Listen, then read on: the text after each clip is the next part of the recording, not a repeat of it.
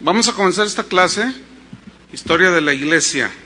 Es una clase que tiene mucha información, entonces pues escriban lo que puedan, ¿ok? No voy a poder repetir mucha de la información, pero pues lo que puedan. El examen va a tener 700 preguntas, así es que para que se vayan preparando. Bueno, vamos a comenzar. Señor, te damos gracias por esta materia que vamos a estudiar. A través de ella nos vamos a dar cuenta de muchas cosas, Señor. Danos sabiduría para hablar de nuevo y revelación para entender. Te lo pedimos en el nombre de Jesús. Amén. Bien, esta materia es muy importante porque nos va a ayudar a entender cómo es que inició la iglesia, cómo se fue desarrollando, cómo fue que creció, cómo fue que ellos predicaban, cómo se fue desarrollando y cómo se fue corrompiendo, cómo vino la reforma y hasta el día de hoy. Entonces, todo inició el día de Pentecostés, en el año 30 después de Cristo, 50 días después de la resurrección de Jesús. En Hechos capítulo 2, allí está registrado lo que pues inicia, que es la iglesia. Este suceso sirvió para que los discípulos comprendieran que era un asunto totalmente espiritual. Ser cristiano, formar parte de la iglesia, era un asunto totalmente espiritual y no un asunto involucrado con la política. Aquí viene una pregunta. ¿Debemos los cristianos de hoy tener como meta llegar a puestos políticos para gobernar cristianamente al mundo? Bíblicamente no. No tiene que ver absolutamente nada con la política, aunque la iglesia de hoy, muchos pastores, sacerdotes, católicos, etcétera, están muy metidos en la política. Pero vamos a ver a través de la Biblia cómo eso no existe. Es una desviación. Entonces, desde ese día el Espíritu Santo ha morado en la iglesia, pero no en el sistema organizativo o estructural, sino en las vidas de las personas, es decir, individualmente. Ustedes recuerdan la parábola del trigo y la cizaña. El trigo simboliza los nacidos de nuevo, la cizaña, los que están dentro de la iglesia, pero no son nacidos de nuevo. Entonces, cuando alguien pregunta, ¿cuál es la verdadera iglesia como denominación o como estructura? Ninguna. No existe la verdadera iglesia en ese sentido. Entonces, ¿quiénes forman la verdadera iglesia? Todos los nacidos de nuevo. Por ejemplo, todos los que están aquí, yo no sé si ya nacieron de nuevo, pero supongamos que la mayoría no. Es un ejemplo, digo. Y hay algunos 3 o 4 que sí. Bueno, esos 3 o 4, estos que están aquí adelante, esos forman parte de la iglesia de Cristo a nivel mundial, ¿sí? Con los salvos que están dentro de los bautistas, de los etcétera, para no irme más allá. Entonces, esa es la verdadera iglesia. ¿Quiénes la forman? Todos los nacidos de nuevo. Porque las iglesias están llenas de gente, personas nacidas de nuevo, pero también hay unas que no son nacidas de nuevo, que piensan que porque van a una iglesia son ya automáticamente miembros del cuerpo de Cristo, y no es verdad. Entonces, originalmente la iglesia se formó de puros judíos. Solamente eran judíos. Ellos jamás imaginaron que en la sabiduría de Dios, en la misericordia de Dios, los gentiles quiere decir paganos, los gentiles que somos nosotros, los no judíos, ellos pensaban que estábamos excluidos, pero la Biblia en Efesios capítulo 2, versículo 11, nos dice cómo es que fuimos injertados los gentiles. Efesios 2:11 dice: por tanto, acordaos de que en otro tiempo vosotros, los gentiles en cuanto a la carne, o sea, no judíos, erais llamados sin circuncisión por la llamada circuncisión hecha con mano en la carne. En aquel tiempo estabais sin Cristo, alejados de la ciudadanía de Israel y ajenos a los pactos de la promesa. sin esperanza y sin Dios en el mundo. Pero ahora en Cristo Jesús, vosotros, o sea, los gentiles, que en otro tiempo estabais lejos, habéis sido hechos cercanos por, ¿qué? Juan Diego, San Pedro, la sangre de Cristo. 14, porque Él es nuestra paz, que de ambos pueblos hizo uno, es decir, judíos y gentiles. ¿Cuántos pueblos? Uno. Derribando la pared intermedia de separación. Vamos hasta el versículo 18. Porque por medio de Él, es decir, de Cristo, los unos y los otros, judíos y gentiles, tenemos entrada por un mismo espíritu al Padre. Así que ya no sois extranjeros, ni advenedizos, sino conciudadanos de los santos y miembros de la familia de Dios. Los gentiles nacidos de nuevo, ¿qué somos? Miembros de la familia de Dios. Junto con los judíos, que son nacidos de nuevo, somos miembros de la familia de Dios. En el mensaje de Pedro, que dio en Pentecostés, cuando descendió el Espíritu Santo y hablaron en otras lenguas, resaltan 3 doctrinas esenciales. Número 1, Jesús es el Mesías, es decir, es el Salvador prometido por Dios desde el Génesis 3:16. El número 2 es la muerte y resurrección de Cristo. La muerte de Cristo nos asegura el perdón de nuestros pecados porque derramó su sangre. Y la resurrección nos asegura la vida eterna. Y ahí la importancia del mensaje: Jesús es el Mesías, murió por nuestros pecados, resucitó. Y el tercer mensaje que se enfatiza Pedro es la segunda venida de Cristo. Hoy hay predicadores que están minimizando la venida de Cristo. Algunos están diciendo que la iglesia no es lo que debe de ser porque está esperando a Jesús. Pues ni modo que a Pancho López. ¿A quién están esperando los cristianos? Pues a Jesucristo. Pero esos son apóstatas que están minimizando y negando doctrinas esenciales del cristianismo. Entonces, fíjense cómo inicia la iglesia, cómo inicia predicando la iglesia. Así deberíamos de continuar predicando, no tanta barrabasada que se predica hoy, que no tiene fundamento bíblico. Ahora, ¿cuál fue la estrategia principal que los primeros cristianos usaron para la predicación del evangelio? La estrategia principal fue el testificar personalmente. Es decir, que cada cristiano sabía que debía de ser un testigo del evangelio, un predicador, un mensajero del evangelio. Esa fue la estrategia. No existían campañas, no se cobraba la entrada, no había los tristemente célebres conciertos, no había nada de lo que hoy existe. Su predicación, su vida, predicaba. Hablaban, pero lo vivían. Entonces, el libro de los Hechos, si somos muy observadores, no registra ningún método de crecimiento, absolutamente. Sino que lo que registra el libro de los Hechos es una vida de mucha comunión con Dios y una manera espontánea de testificar. No había nada tan rebuscado y tan complejo como hoy.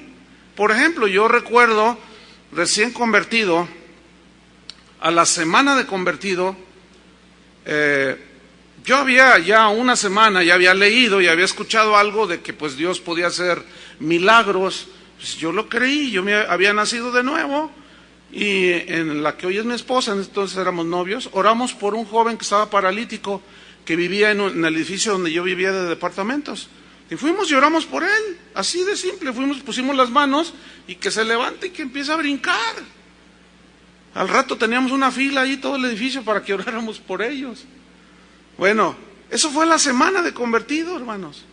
Bueno, un día llegó un predicador que dijo: les voy a enseñar algo bien tremendo, 21 pasos para orar por los enfermos y que se sanen. Y yo miré a Vicky y le dije: oye, ¿cuántos hicimos nosotros? Hasta los 10 nos metió el tipo. ¿Cuántos hicimos nosotros? Y empezamos a hacer difícil el Evangelio, lo empezamos a complicar, y no es así, hermanos. El libro de los Hechos lo muestra muy simple. Vean lo que hicieron los primeros cristianos. Vamos a Hechos capítulo 6. Vean cómo empezaron la iglesia. La iglesia empezó a crecer, se convirtieron 3,000 personas en aquel Pentecostés, y en Hechos capítulo 6, en el versículo 1, dice: en aquellos días, como creciera el número de los discípulos, hubo murmuración de los griegos contra los hebreos de que las viudas de aquellos eran desatendidas en la distribución diaria de la provisión para las viudas. Empezó a haber una distinción. Entonces los 12 convocaron a la multitud de los discípulos y dijeron, fíjense lo que dijeron, pongan mucha atención: no es justo que nosotros, es decir, los apóstoles, los líderes, los pastores principales, no es justo que nosotros dejemos la palabra de Dios para servir a las mesas. Pregunta, ¿es vergonzoso servir a las mesas? No. Sin embargo, los pastores primeros o los apóstoles entendían que es algo que nosotros debemos entender hoy, que no se entiende en su dimensión, de que hay prioridades dentro del ministerio. Y un pastor, ¿a qué se debe dedicar? ¿A organizar conciertos? ¿A qué se debe dedicar? ¿Andar depositando las ofrendas en el banco? ¿A qué? Fíjense lo que dice ahí. No es justo que nosotros dejemos la palabra de Dios para servir a las mesas. Buscad pues, hermanos, de entre vosotros a 7 varones de buen testimonio, llenos del Espíritu Santo y de sabiduría, a quienes encarguemos este trabajo. Vean cómo ellos iban solucionando los problemas a medida que se iban presentando. ¿Sí? Eso es algo que se ha ido perdiendo. El otro día un pastor me decía, oye, fíjate que, ¿qué hago cuando se me presente este asunto? Bueno, cuando se te presente, bueno, ya pides consejo. Ahorita, ¿para qué quieres saber? Soluciona lo que se te vaya viniendo. Ahora, versículo 4, dice, encargar el trabajo. Y nosotros, ¿quiénes son nosotros? Los apóstoles.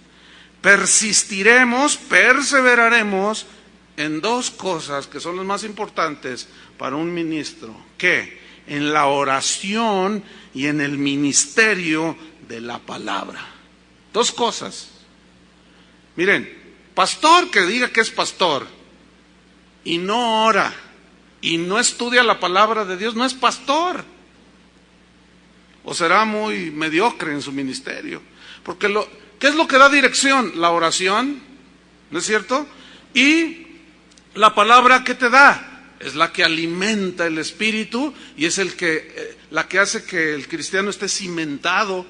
Entonces, si un ministro, si un pastor, para algunos que tal vez ya son pastores aquí o que nos están escuchando o que vayan hacia el ministerio, recuerden esto: oración, estar con Dios y el estudio serio de la palabra de Dios. Fíjense, estaba platicando hace unos días con un pastor, ahorita no está pastoreando, y ¿saben por qué no lo está haciendo? Porque resulta que lo habían ordenado pastor, pero pues ni conocía las escrituras bien, hasta que, bueno, platicando con una persona le dijo, oye, pues ¿cómo tú eres pastor y no tienes las bases sólidas de los principios? Dice, no, pues es que a mí nada más me dijeron, es que el pastor se fue, el pastor de la iglesia, se fue y nos abandonó. Entonces, pues llegaron los líderes y dijeron, pues ¿la agarras tú? Pues órale, fíjate nomás, sale, yo agarro el toro por los cuernos y que no sé. Pero resulta que pues, al no haber un conocimiento de las escrituras, pues se cometen muchísimos errores y así. Entonces resulta que finalmente él va y pide consejo con un amigo de él, un pastor, y le dice, oye, ¿qué hago? Mira, es que, ¿cómo le hago? Dice, mira, agarra 2, 3 versículos y tíraselos ahí, mareáselos ahí a todos y ya, con eso los tienes contentos. Esa instrucción, si se le puede decir, se la estaba dando un pastor de muchos años a un joven pastor. Imagínense. ¿Eso es lo que se ve en la Biblia? Pero para nada. Entonces, ¿Por qué está la iglesia actual como está? Porque nos hemos alejado muchísimo de los principios de la iglesia temprana, pristina, o sea, la que inició. Bueno, sigo adelante, leyendo en el versículo 7. Y crecía la palabra del Señor, y el número de los discípulos se multiplicaba grandemente en Jerusalén. Ahora, ¿por qué crecían en número, pero también en solidez? Porque los pastores se dedicaron ¿a qué?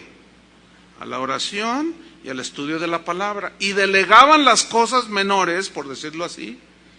Ellos entendían un principio que es muy poco entendido hoy. Hace rato Julio les habló algo de Efesios 4:11, vamos a tocarlo de nuevo, de acerca de los 5 ministerios. Muy bien, lo hizo. Yo quiero ampliarme un poquitito más para reafirmar esto. Qué bueno que coincidió. Pero hay un trabajo clave que los pastores deben hacer, de cualquier congregación. Debemos hacer. Y aquí está en Efesios 4:11.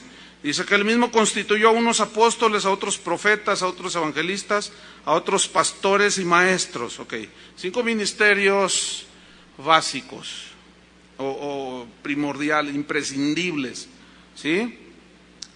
El día de hoy parece que se lee algo así como: él mismo constituyó a unos organizadores de eventos, a otros motivadores.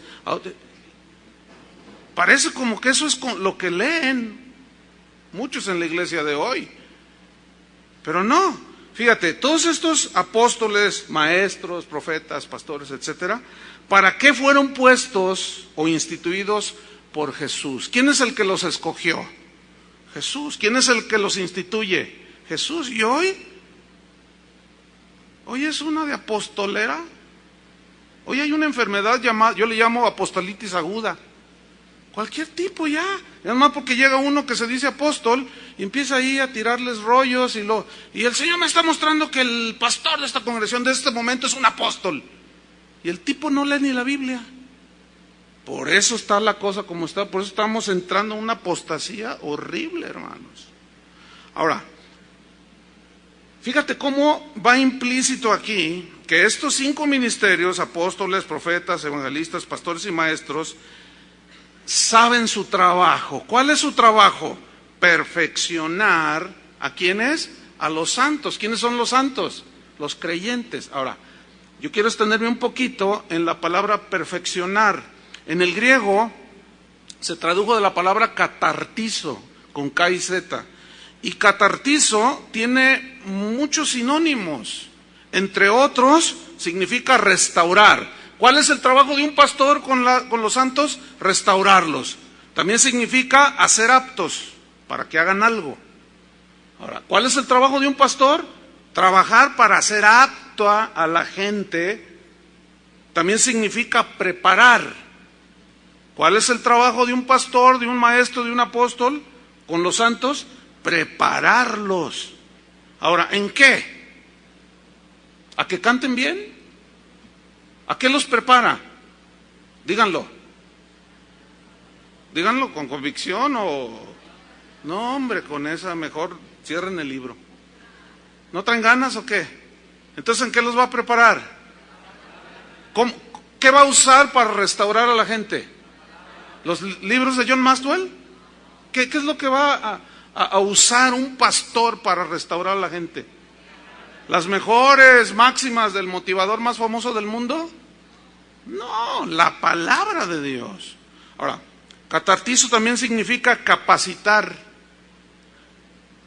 ¿Cómo vamos a capacitar a los santos? Según la Biblia, los ministros, vamos a hacer con la gente. ¿Con qué los capacitamos? Con la palabra de Dios. También significa instruir. La instrucción debe ser 100% bíblica. Acuérdense que los pensamientos de Dios son más grandes y más altos que los pensamientos de los hombres.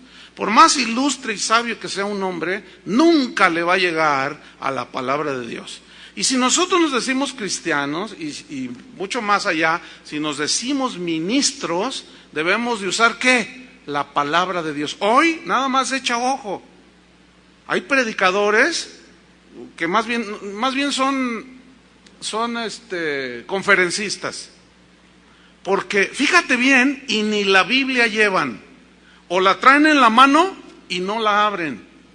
Nada más observa, no la leen, mucho menos se le explican a la gente, y la traen en la mano y empiezan a contar una de historias. Eso no es el evangelio, eso no es instruir, hermanos. La gente está ahí toda, y a la hora de las broncas la gente no sabe qué hacer. También significa reparar. O sea, significa que cuando un santo de Dios tropieza, comete algún pecado, ¿qué deben de hacer los ministros? ¿Cortarlo, darle un puntapié y mandarlo a volar? No, es repararlo. Es como cuando la palabra habla de como cuando alguien se cae y se disloca un hombro, entonces se lo acomoda, ¿verdad? Se lo repara. Entonces, cuando los santos fallamos, ¿para qué están los ministros? Para reparar. ¿Sí? En Gálatas 6:1 habla de restaurar con espíritu de mansedumbre al que es sorprendido en una falta. También significa ajustar. Es como, por ejemplo, las vigas y el techo de este auditorio, las láminas que están a mero arriba. Esas están con tornillos y están ajustadas y apretadas, no están flojas. Entonces, cuando un cristiano se afloja todo, por decirlo así, y no anda bien, que se empieza a salir del camino, por eso es importante predicar la palabra de Dios, aunque a muchos cristianos el día de hoy no les gusta oír la palabra de Dios. No, y nada más puras pedradas tiran, dicen. No, yo quiero escuchar mensajes bonitos y... No, hermanos, el cristiano no está para oír mensajes bonitos. El cristiano está para ser catartizado, ¿sí? Restaurado, a ser apto, preparado, capacitado, instruido, reparado y ajustado. Ahora, ¿todo esto para qué? ¿Quién va a hacer este trabajo? Los pastores de cada congregación. Ahí les va una pregunta que tal vez los vaya a desconcertar. ¿Saben por qué existen los institutos bíblicos? Porque los pastores no hacemos nuestro trabajo. Y tú dirás, entonces, ¿en dónde estoy? Pues en un instituto bíblico. El asunto con este instituto es que nosotros, aquí en esta congregación, este instituto lo hicimos no para lo hicimos para la gente de nuestras congregaciones. Porque las gentes de nuestras congregaciones son de los que Dios nos va a pedir a nosotros cuentas, ¿sí? Ahora, muchos se han añadido y bueno, bienvenidos, pero cada pastor debería de enseñar a su gente. Si un pastor no está enseñando a su gente, no le paguen, tiene que desquitar lo que le pagan, ¿sí o no? Es más fácil mandarlos. Digo, son bienvenidos, no es alusión a nadie. No se sienta nadie mal porque yo sé que hay de otras congregaciones aquí. Pero si ustedes notan, nunca hemos hecho publicidad de este instituto. ¿Por qué? Porque no lo hicimos para la gente de fuera, que vinieran de otros países. Sin embargo, hay de otros países. Porque tampoco les vamos a negar la entrada o que estudien. Pero la visión de Casa de Oración es esa, preparar, porque reconocemos que este versículo nos está enseñando a nosotros lo que debemos hacer. Bien, ¿para qué pues son preparados, capacitados? Para la obra, digan todos, para la obra del ministerio. Ahora, esta palabra obra viene del griego ergón. Ergón significa labor, significa trabajo, significa ocupación. Entonces, los pastores hacen su trabajo, restauran, capacitan, etcétera, para que la gente pueda hacer el trabajo, la labor, la ocupación. ¿Cuál ocupación, cuál trabajo, cuál labor? Del ministerio. Ahora, ministerio se tradujo de la palabra griega diaconía. que significa simple y sencillamente servir, significa socorrer, significa ayudar. Ahora, ¿cómo un herido puede ayudar a otro herido? ¿Podrá? ¿Cómo un ciego puede guiar a otro ciego? Jesús dijo que no se podía, los dos caerían en el mismo hoyo. Entonces, escuchen bien, esto es muy importante, para que una congregación, vamos a pensarlo de esta manera, para que una congregación funcione eficazmente, tiene que ser adiestrada en la palabra, tiene que ser catartizada, preparada para que ellos hagan la obra, porque se tiene un pensamiento, y esto ha sido por lo mismo que nos hemos apartado de las Escrituras, de que los únicos que deben de predicar es el evangelista, y muchos pastores están esperando a que venga el evangelista famoso y haga una campaña allí en el estadio Jalisco para entonces tener un avivamiento. No, y eso es un error gravísimo, porque el pastor no debe de estar esperando a que vengan los evangelistas. El pastor debe de preparar a su gente, y por eso él tiene que ser tratado por Dios, ser un estudioso serio de las Escrituras para que pueda enseñar con sana doctrina a la gente. Entonces, la gente cuando es enseñada, ministrada, restaurada, cuando sale a sus labores cotidianas, hacen el trabajo del ministerio, servir a Dios y ayudan a la gente. No sé si me estoy explicando.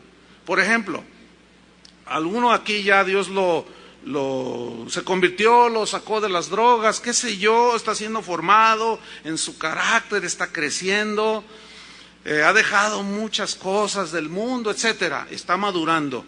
Entonces, un día vas a tu trabajo, tú eres un taxista, vamos a poner este ejemplo.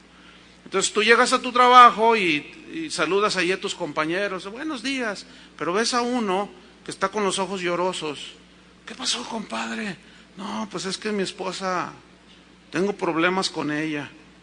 Entonces, como ese cristiano está catartizado, puede hacer el trabajo, la obra. Lo típico, ¿saben qué es? De que alguien allá afuera le predica a alguien, le comparte, entonces, ¿quiere recibir a Cristo? Y la persona dice, sí. Entonces, espérame, y agarra el celular. Pastor, ¿puede venir? Fíjese que tengo aquí a uno que quiere recibir a Cristo, pastor. Y ahí va el pastor. Por eso no son eficaces. No, la gente tiene que ser enseñada a todo, a ser testigo. Entonces, ¿quién les va a compartir? ¿Para qué están los ministros? Para prepararlos a ustedes. ¿Quién va a hacer la obra del ministerio? ¿Saben que esa es la mejor campaña? Que todos salgan a testificar. Y la más barata, no cuesta nada, no se gasta nada. Ay, qué tremendo. Entonces, si los primeros cristianos tenían una iglesia sana, creciente, porque cada quien hacía su trabajo. Por eso. Entonces, si nosotros queremos iglesias sanas, crecientes, sólidas, fuertes en la palabra, que no sean llevados de todo viento de doctrina, tenemos que hacer lo que hacían los primeros cristianos. Así inició, fíjense. El problema es que muchos pastores de hoy están buscando el método mágico de crecimiento. Y como hay vendedores extraordinarios, pues ¿qué pastor no quiere que su iglesia crezca? Entonces les traen las ofertas. En un año, siguiendo este método, tú vas a tener 10,000 personas. Pues ¿cuánto vale? Dice el otro, y rápido a comprarlo, ¿no? Ese ha sido el gran éxito del G12, fíjense.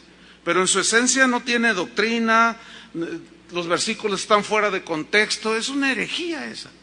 Pero como todos los pastores, o la mayoría quieren, yo creo que todos, queremos que nuestras iglesias crezcan, pues es muy fácil agarrar un método, ¿verdad? Y decir, no, pues 1, 2, 3, ¡ay, 20,000, aleluya!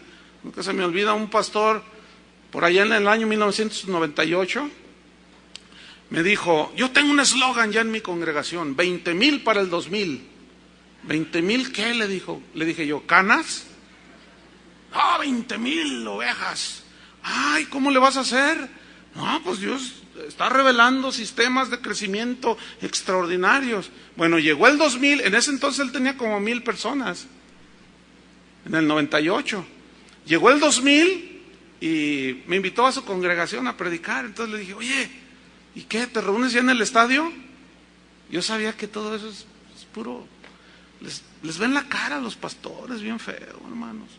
Yo le dije, ¿qué onda? ¿Ya te reúnes en el estadio? ¿Por qué? Pues tú, ¿en qué año estamos?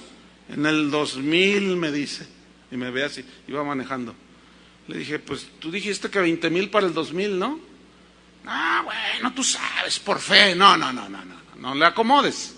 Tú dijiste, decretaste y estableciste 20,000 para el 2000. Ah, bueno, es que tú sabes. Bueno, ya, le dije, olvídalo. Llegamos a su congregación, había como 500. Le dije, oye, a ver, espérame, le digo. El año pasado que vine tenías como 1000 personas y ahora tienes como 500, ¿dónde están los demás? Nah, pues tú sabes. ¿Qué sé yo? Le digo. 20, y ya estamos en 2008. ¿Saben cuántos tiene ahorita? Ni 200. Ah, pero ¿cómo predicaba que el método fulano y sultano y mangano y qué sé yo? Fíjense, un pastor que adoptó el G12 dijo lo siguiente a su congregación cuando les presentó el gran proyecto. Esto fue como en el 2001. Dijo, hermanos, si nosotros seguimos al pie de la letra las instrucciones de cómo está este método, hermanos, vamos a ganar nuestra ciudad para Cristo. Dice, y va a llegar un día que ni al Espíritu Santo vamos a necesitar. Si ustedes me preguntan cómo está esa iglesia, pues ya saben la respuesta. Son 50,000 llenos del Espíritu Santo. No, hombre. Es una iglesia, hermanos, que ya casi religiosamente se divide.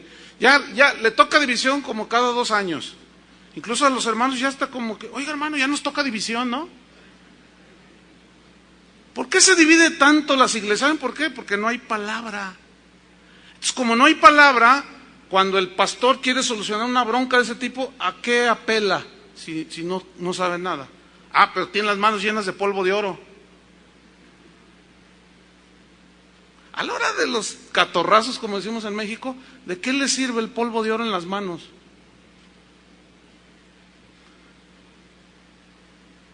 Entonces, no, hay que ubicarnos bien. Así creció la primera iglesia, con la palabra de Dios.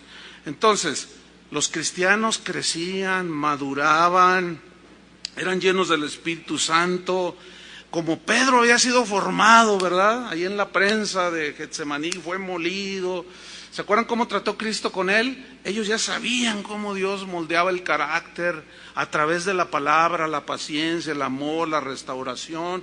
Entonces ellos se enfocaban y los cristianos crecían. Ahora, no se ve un sistema de crecimiento como una metodología así. Paso número 1, paso número 2, paso número 3, paso número 4. Ahora tú te vas a la esquina, ahora yo me voy acá. No existe nada de eso. ¿Qué es lo que se ve? Lo que se ve, fíjense, es simplemente una guía fresca, cotidiana, una comunión con Dios, una guía del Espíritu Santo, una vida cristiana muy espontánea.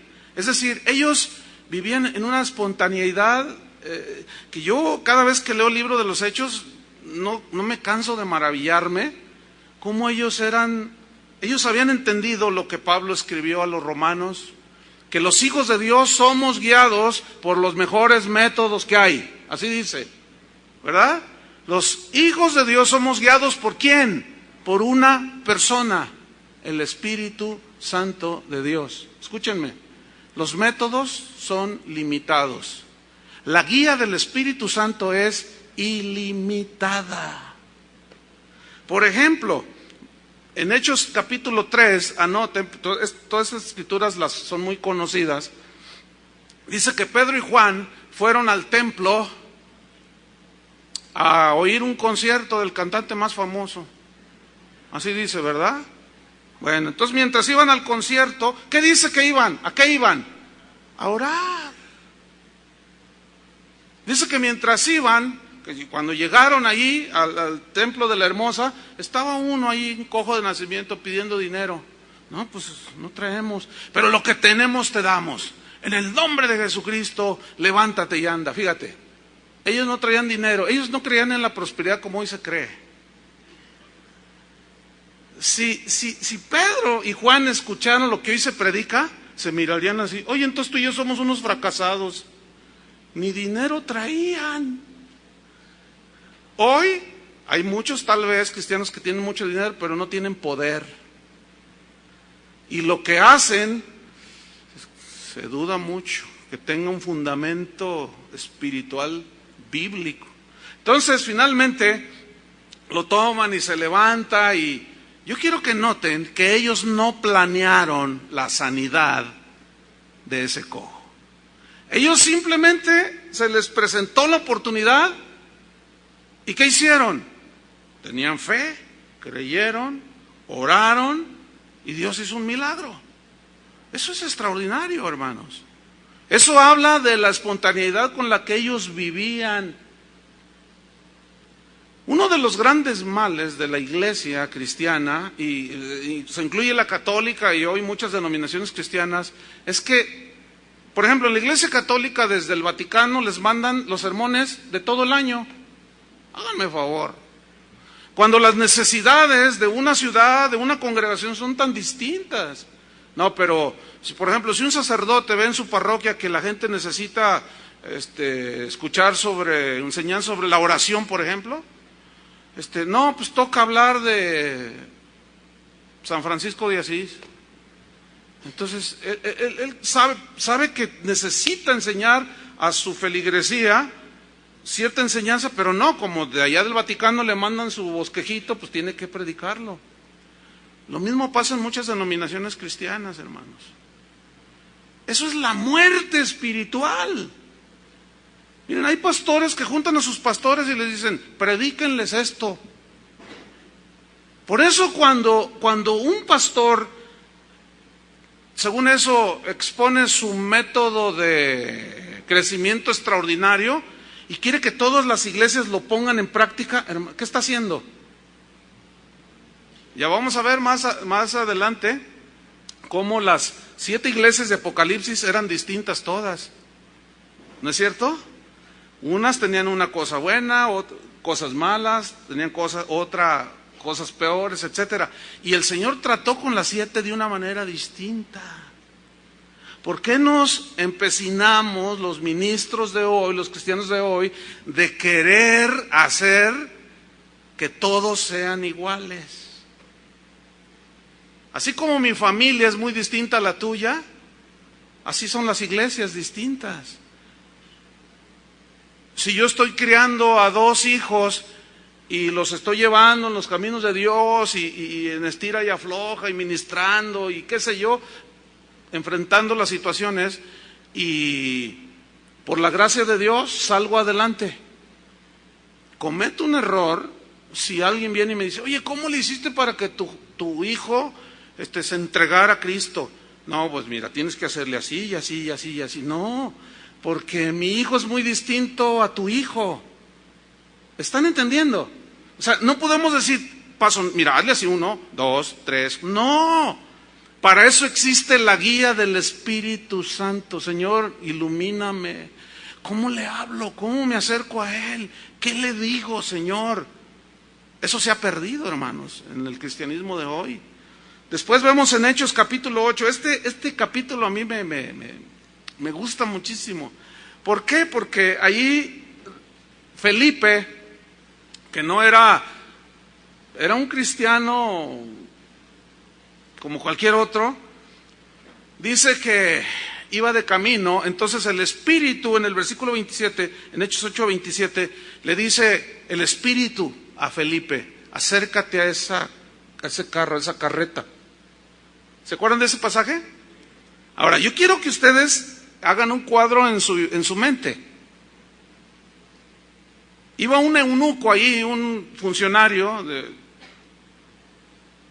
de una reina, iba leyendo unas escrituras y él iba en una carreta y el Espíritu le dice a Felipe, acércate a esa carreta. Ahora, yo quiero que ustedes, ¿cómo iba la carreta?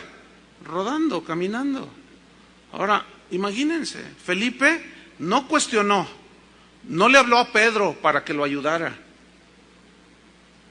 Él, ¿qué hizo? Fue y se acercó, iba caminando junto a la carreta y le dice, oye, ¿entiendes lo que lees? Vio que estaba leyendo los pergaminos. Le dice, ¿entiendes lo que lees? Y el hombre dijo, ¿cómo voy a entender si nadie me explica? Y le dice, no, pues yo te explico, le dice, yo te explico, Federico. Y le dice, no, pues súbete.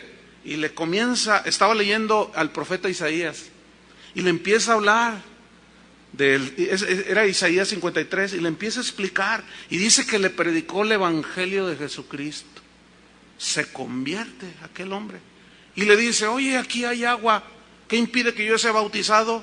Y le dice Felipe, si crees de todo corazón, bien puedes hacerlo. Y ambos descendieron al agua y lo bautizó.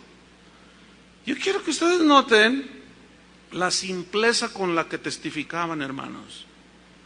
Ahora, para ser buenos testigos y haberle explicado Isaías 53, ¿qué tuvo que hacer Felipe?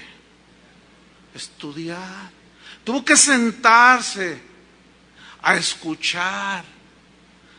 Leía él mismo las escrituras, se reunía, era otro de los discípulos. Y los apóstoles vaciaban todo lo que Jesús les había enseñado en ellos. Por eso eran testigos tremendos. Pero hay otro caso ahí en el libro de los Hechos, en el capítulo 10, que está buenísimo también. Dice que Pedro estaba en la azotea y estaba orando.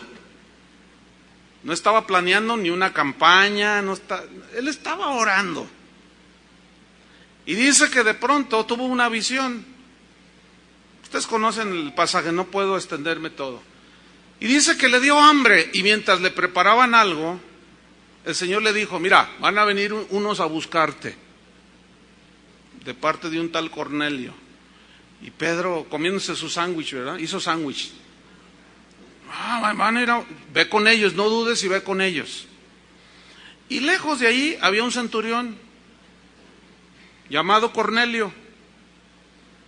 Y dice que Dios se acordó de sus limosnas y sus oraciones. Era un hombre bueno. Él no conocía a Dios, pero tenía temor de Dios. De alguna manera lo andaba buscando. Y como Dios conoce el corazón, dice que le vio una visión. Y también le habló el Señor. Y le dijo, mira, ve y busca uno que se llama Pedro. Y hazlo venir y él te va a hablar lo que tiene que ver con el Evangelio. Entonces se va, oigan, busquen a un tal Pedro. Acuérdense que en ese tiempo estaban perseguidos, o sea, no andaban así libremente. Y estos van a buscar. Ahora, ¿dónde vivía Pedro? ¿Quién sabe? Ahora, cómo lo encontraron? Porque Dios, hermanos, cuando el cristiano obedece al Espíritu Santo, hermanos, muchos cristianos no saben vivir la vida espiritual. Muchos cristianos, a mí me pasa seguido, pastor, deme un consejo, ¿qué debo de hacer? No, yo no te voy a decir nada, les digo, ora primero. Y les digo lo que deben de hacer para que vayan con Dios y que sea Dios el que les diga. Hace unos días un pastor me decía, oye pastor, quiero un consejo. Fíjese que mi iglesia no funciona, ya tengo unos años con ella. No funciona y la cierro o continúo. Le dije, ay hermano, pues yo no soy Dios. ¿Yo cómo te voy a decir si la cierres o continúes con la iglesia? Imagínate que yo te digo, ciérrala, y el Señor dice, continúa, y Él quiere que continúes. Imagínate en la bronca que me meto yo. Bueno, como se ha perdido todo esto, muchas veces los pastores tomamos el lugar del Espíritu Santo. Y eso es un error, hermanos. Total, encuentran a Pedro y llegan. Oiga, aquí vive un tal Pedro. Sí, aquí vive. Pues es que el Cornelio lo mandó llamar. Entonces van con Pedro y él estaba ya comiéndose su torta, su sándwich. Pedro, te están buscando allá unos de parte de Cornelio. Sí, diles que ahorita voy. Y baja y va con ellos. Llega a la casa de Cornelio. Y cuando entró, dice que Cornelio se postró a sus pies para adorarlo a Pedro y lo levantan. levántate, le dice. Yo soy hombre, adora a Dios. De estas cosas vengo a hablarte de que... Y le empieza a predicar el evangelio. Y se convierte Cornelio, toda su familia, se bautizaron. ¿Planeó ese avivamiento? ¿Planeó esa evangelización? No, hombre, ahora se planean las campañas durante todo un año. Se invierte un chorro de dinero, un montón de juntas que nomás se pierde el tiempo, y que el departamento de conservación de resultados, y que el departamento, quién sabe cuántos departamentos.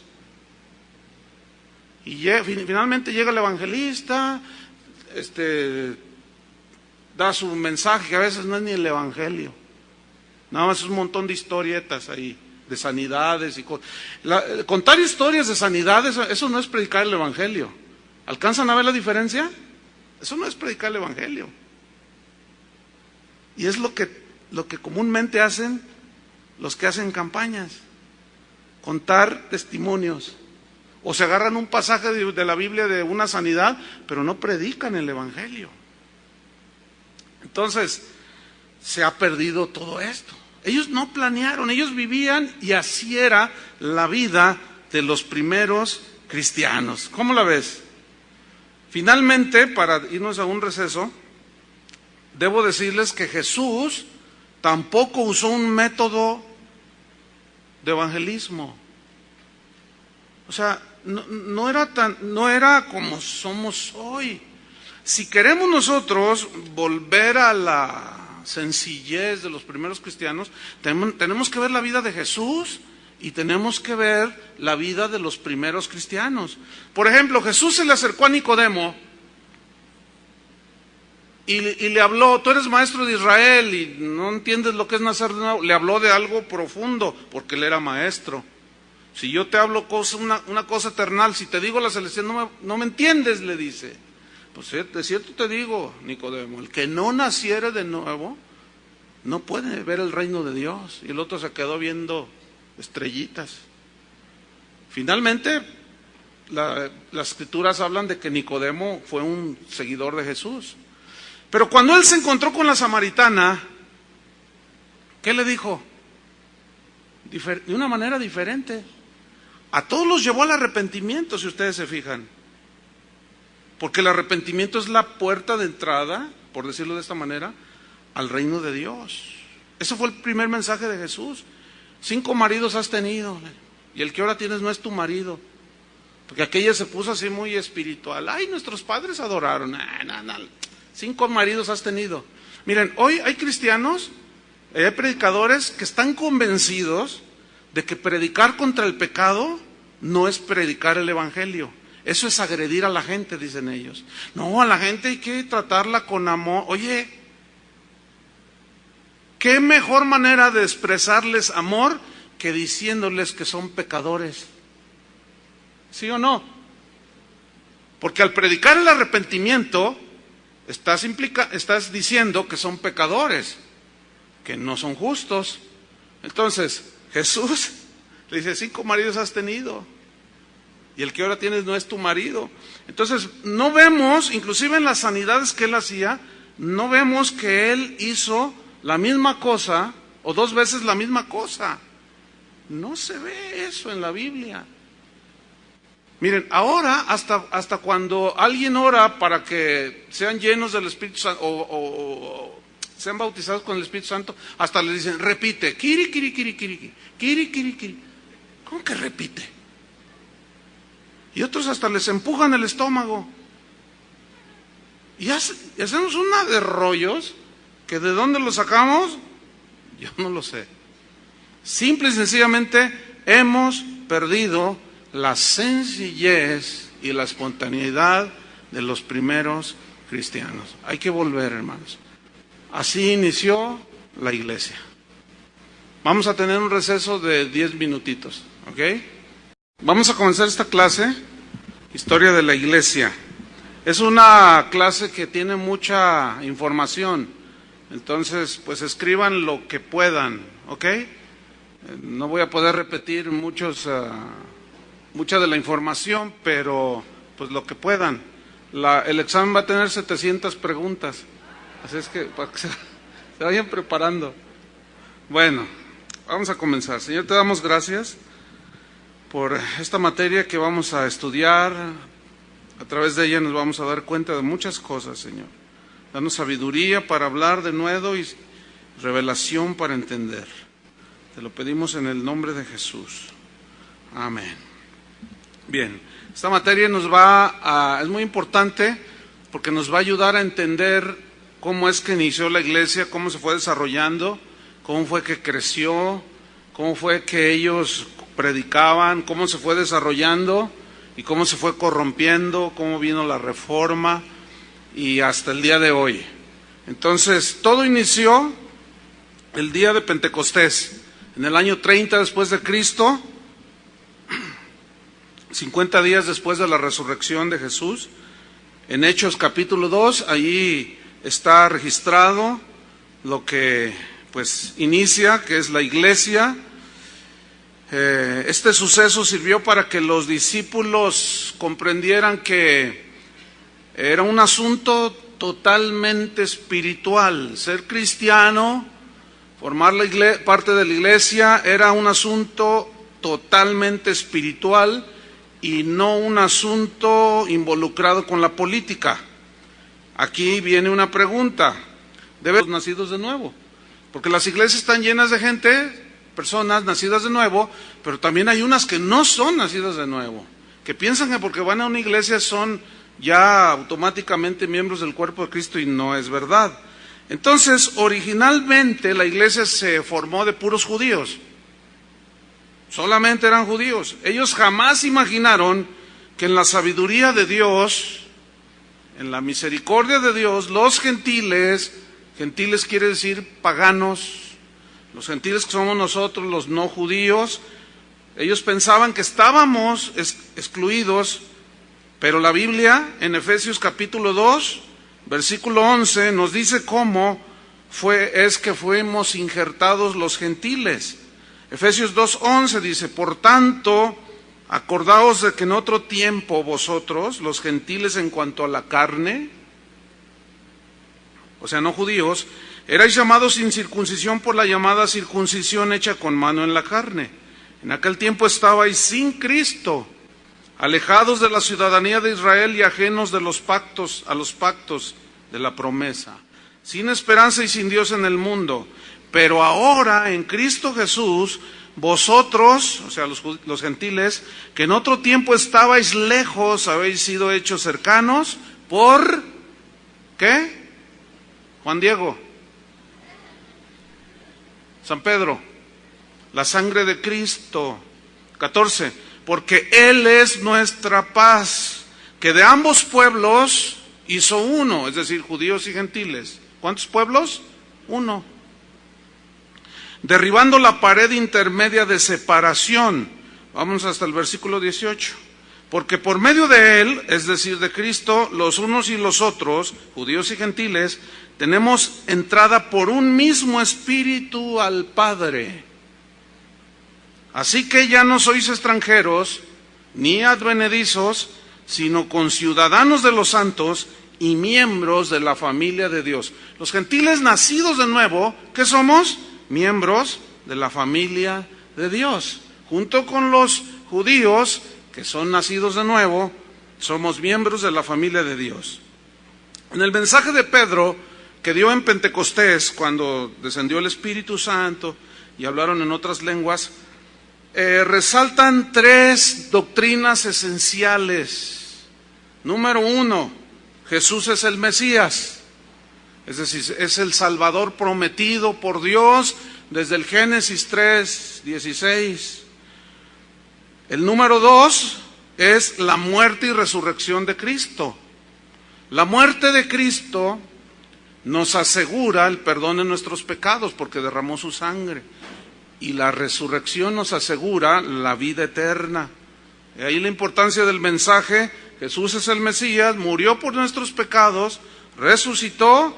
Y el tercer mensaje que se enfatiza Pedro es la segunda venida de Cristo. Hoy hay predicadores que están minimizando la venida de Cristo. Algunos están diciendo que la iglesia no es lo que debe de ser porque está esperando a Jesús, pues ni modo que a Pancho López. ¿A quién están esperando los cristianos? Pues a Jesucristo. Pero esos son apóstatas que están minimizando y negando doctrinas esenciales del cristianismo. Entonces, fíjense cómo inicia la iglesia, cómo inicia predicando la iglesia. Así deberíamos de continuar predicando, no tanta barrabasada que se predica hoy, que no tiene fundamento bíblico. Ahora, ¿cuál fue la estrategia principal que los primeros cristianos usaron para la predicación del evangelio? La estrategia principal fue el testificar personalmente. Es decir, que cada cristiano sabía que debía de ser un testigo del evangelio, un predicador, un mensajero del evangelio. Esa fue la estrategia. No existían campañas, no se cobraba la entrada, no había los tristemente célebres conciertos, no había nada de lo que hoy existe. Su predicación, su vida, predicaba. Hablaban, pero lo vivían. Entonces, el libro de los Hechos, si somos muy observadores, no registra ningún método de crecimiento, absolutamente. Sino que lo que registra el libro de los Hechos es una vida de mucha comunión con Dios y una manera espontánea de testificar. No había nada tan rebuscado y tan complejo como hoy. Por ejemplo, yo recuerdo, recién convertido, a la semana de convertido, yo había ya una semana, ya había leído y había escuchado algo de que pues Dios podía hacer milagros. Pues yo lo creí, yo había nacido de nuevo y en la que hoy es mi esposa, entonces éramos novios, oramos por un joven que estaba paralítico, que vivía en el edificio. ¿Podemos los cristianos de hoy tener como meta llegar a puestos políticos para gobernar cristianamente al mundo? Bíblicamente no. No tiene que ver absolutamente nada con la política, aunque la iglesia de hoy, muchos pastores, sacerdotes, católicos, etcétera, están muy metidos en la política. Pero vamos a ver a través de la Biblia cómo eso no existe. Es una desviación. Entonces, desde ese día el Espíritu Santo ha morado en la iglesia, pero no en el sistema organizativo o estructural, sino en las vidas de las personas, es decir, individualmente.